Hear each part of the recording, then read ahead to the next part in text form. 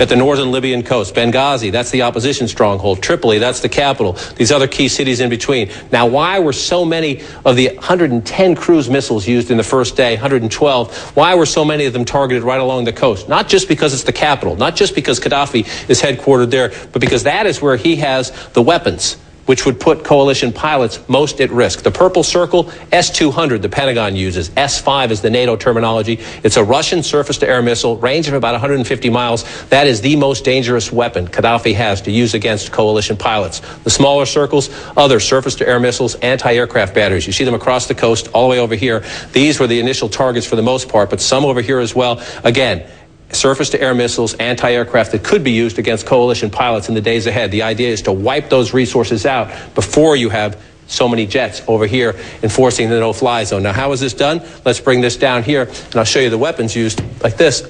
110, 112 cruise missiles in the early days. Most of them came from these 3 U.S. subs, the Scranton, the Providence, the Florida, also a British sub, and 2 guided missile cruisers in the U.S. Navy, the USS Barry and the USS Stout. What do they all have in common? They all fire the Tomahawk cruise missile. You see it here, programmed on the sub or on the ship, hugs the ground, approaches its target, and strikes. Here's a photo of one taking off from the USS Barry. Punishing also means not as much manpower at risk. You're using a cruise missile, not a pilot, to deliver the first strikes. Another thing to look for in the days ahead, as I mentioned, anti-aircraft installations, the early targets. But if you close this down, here's something else we expect in the days ahead. These are Libyan military installations and airstrips. A key goal before the no-fly zone is fully enforced: take out the Libyan runways, pock them like this. Using bombs, you can do this with a cruise missile. The easiest way to do it was with a fighter jet from above. You take out the runways so that it makes it harder, not quite impossible, but harder for Gaddafi's jets to take off and land. He's been using them against the opposition, and he could, of course, try to use them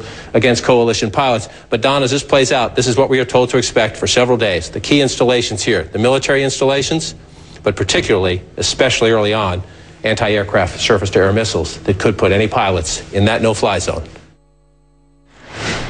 This is another family that's fleeing. The father was saying that they actually, he says he saw airstrikes, they saw, inshallah, they saw tank rounds firing. They don't know exactly where they're going. Yeah, they've basically left everything behind. And this is Faraj, and he was part of the unit that was trying to protect the city of Benghazi in the southern part. They were hit by artillery, by mortars. He's wounded now. He's 23 years old. He says that all he ever wanted to do was fight for his country. They're saying, welcome, welcome, and the man's sign is basically offering safe housing. This is how communities are rallying together, trying to help those who are fleeing the fighting. And inside this building, we're told, are a number of families that have already taken up that offer. This is basically one large extended family here, talking about how they didn't sleep at all at night because of the artillery bombardment, the firing. They arrived here around 3 hours ago. They don't know how long they're going to stay. They don't know where they're going to go. They don't know what's going to happen to their own country at this point.